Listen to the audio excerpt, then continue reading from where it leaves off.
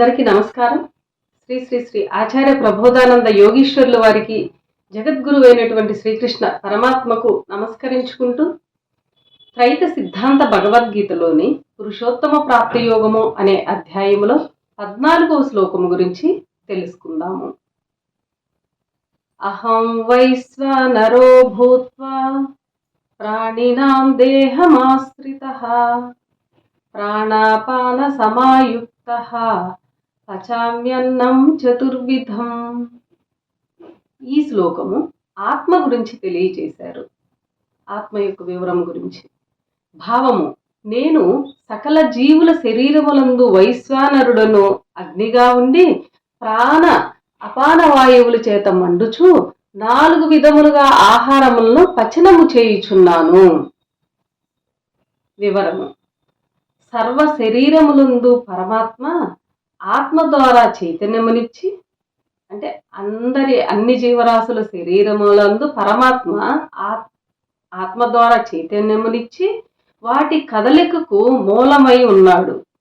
ఆత్మ జీవాత్మలు పరమాత్మ అంశముగా ఉంటూ వాటి పని అవి చేయుచున్నవి. ఆత్మ జీవాత్మలు పరమాత్మ అంశముగా ఉంటూ వాటి పనిని అవి చేయుచున్నవి. ఆత్మ తన పనిలో భాగమైన శరీరములను కదిలించటమే కాక తన శక్తిని గ్రంథుల ద్వారా ప్రసరింపచేసి వాటి ద్వారా అతీతమైన శక్తిని విడుదల చేయుచున్నది. ఆత్మ చైతన్యము శరీరమంతా ఒక విధముగా పనిచేయుచు గ్రంథుల నుండి దూరి మరో శక్తిగా బయటికి వచ్చి మరొక విధముగా పనిచేయుచున్నది. లాలాజల గ్రంథి నుండి వచ్చిన లాలాజలమును మహిమగల రసము, క్లోమరస గ్రంథి నుండి బయటికి వచ్చిన క్లోమరసము, అలాగే పైత్యరస గ్రంథి నుండి వచ్చిన పైత్యరసములు 3 శక్తియుక్తమైనవి. ఈ 3 రసములు ఒక చోట జీర్ణాశయములో కలిసినప్పుడు ఒక విధమైన అగ్ని ఏర్పడుచున్నది. దాని పేరే వైశ్వానర అని అంటున్నారు. ఈ 3 రసముల కలయిక శక్తి తీక్షణమైనది. అందువలన జీర్ణాశయములో గల 4 రకములైన ఆహారములు జీర్ణమగుచున్నవి. నీరు తగిలిన వెంటనే గట్టి సున్నపురాయి మెత్తగా విడిపోయినట్లు రసముల ప్రభావమునకు గట్టి ఆహారము కూడా మెత్తగా మారిపోవచ్చున్నది. మనము భుజించు ఆహారములు 4 భాగములుగా ఉన్నవి. 1 పిండి పదార్థములు అనగా కార్బోహైడ్రేట్స్, 2 మాంస పదార్థములు అనగా ప్రోటీన్స్, 3 ఖనిజ లవణములు అనగా మినరల్స్, 4 నూనె క్రొవ్వు అంటే లిపిడ్స్ ఆయిల్స్ పదార్థములు.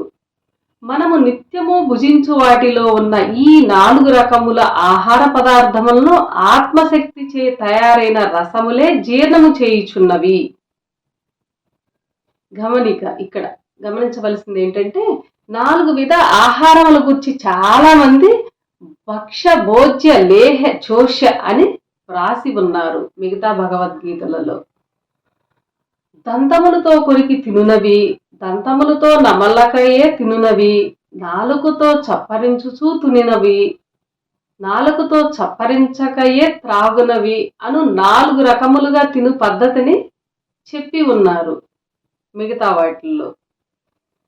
తిను పద్ధతిని అనుసరించి విభజించిన అది మానవులకు ఒక్కరికి సరిపోతుంది ఈ మిగతా భగవద్గీతల్లో చెప్పే విధానం. కానీ దంతము లేని బల్లి కప్పలకు సరిపోదు.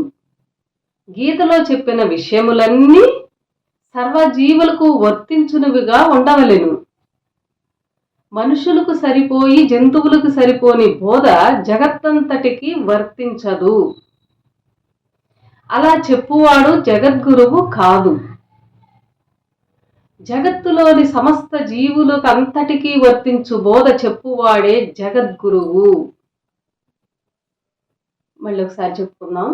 అలా మనుషులకు సరిపోయి జంతువులకు సరిపోని బోధ చెప్పువాడు జగద్గురువు కాదు. జగత్తులోని సమస్త జీవరాశులంతటికీ వర్తించు బోధ చెప్పువాడే జగద్గురువు. జగద్గురువు అంటారు అతన్ని. శిష్యుల సంఖ్యను బట్టి జగద్గురువు కాడు, బోధనలను బట్టి జగద్గురువు ఉండును. శ్రీకృష్ణుడు చెప్పిన గీతాశాస్త్రమంతయు సర్వజీవులకు వర్తించున్నది, సర్వజీవులకు సరిపోవున్నది. అది శ్రీకృష్ణుడు చెప్పిన గీతామృతము, గీతాశాస్త్రమంతయు. కావున ఆయనకు శిష్యులు లేకున్నను ఆయన జగద్గురువు అయినాడు. శ్రీకృష్ణుడు భూమి మీద భగవంతుడిగా ఉన్నప్పుడు ఆయనకు శిష్యులు ఎవరూ లేరు, అయినా కానీ ఆయన జగద్గురువు అయ్యాడు, జగత్తంతటికీ గురువు అయ్యాడు శ్రీకృష్ణుడు. ఆయన బోధను ఎవరూ సంకుచిత బోధ చెయ్యకూడదు.